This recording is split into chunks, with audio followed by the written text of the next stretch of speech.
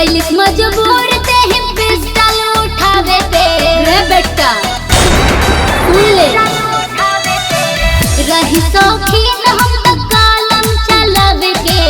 कैलिस मजबूर ते ही पिस्टल उठावे पे उधर जो कैसे हिम्मत से कैले ललकारे के रे अरे नाम ना सुन ले रले का हाय लड़की ये बाबू हम बिहारे के रे हुनर जानी ले हम गोली मारे के रे ये लड़की ये भाई बिहारे के रे गोली मारे ले बिना हथियारे के रे।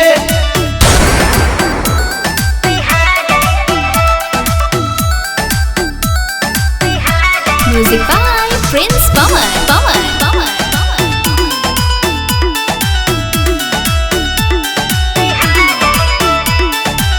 चर्चा हमारे बिहार से तिहार ले यूपी में हमारे चलेला सरकार रे सबरा सिवान हमार हट जिला लाइसेंस गुंडाई का यही से मुझको मिला का बुझले सगरो चले हमारे शासन कुछ करे ना प्रशासन बात जान ले हाय जिद्दी बाप के बेटी तो हर दाब दे हम ना रेडी बात मान ले नइखे हमरा जरूरत हथियारे के रे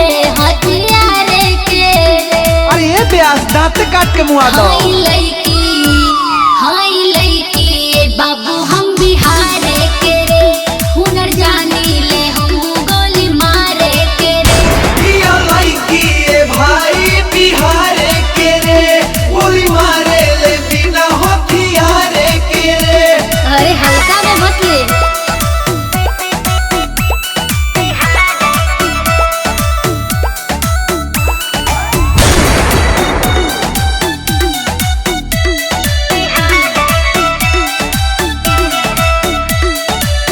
दिल में बा हमरा बहुत जज्बात रे प्रिंस पवन जी के बासर पे हाथ रे भूत परेत भी ना ले है भूत भाव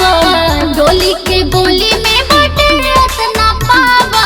अरे डर खातिर त नाम का घूमबे कदम लेके बंदूक तो के बचाई है नायम दूत राजपूत से सोच ले धोखा बेच के हुक्मे राजा गोली मार में चढ़ के छाजा हम खुद से हट पावर तोरा का बाटे उखाड़े के रे मोर उखाड़े के रे बोल हाय लड़की ये बाबू हम बिहारे के रे हुनर जानी ले हम गोली मारे के रे ये लड़की ये भाई बिहारे के रे गोली मारे ले बिना हथियारे के रे। अरे बेटा डोली की तो बोलिए में पावर बा का बुझले हाय लड़की ये बाबू हम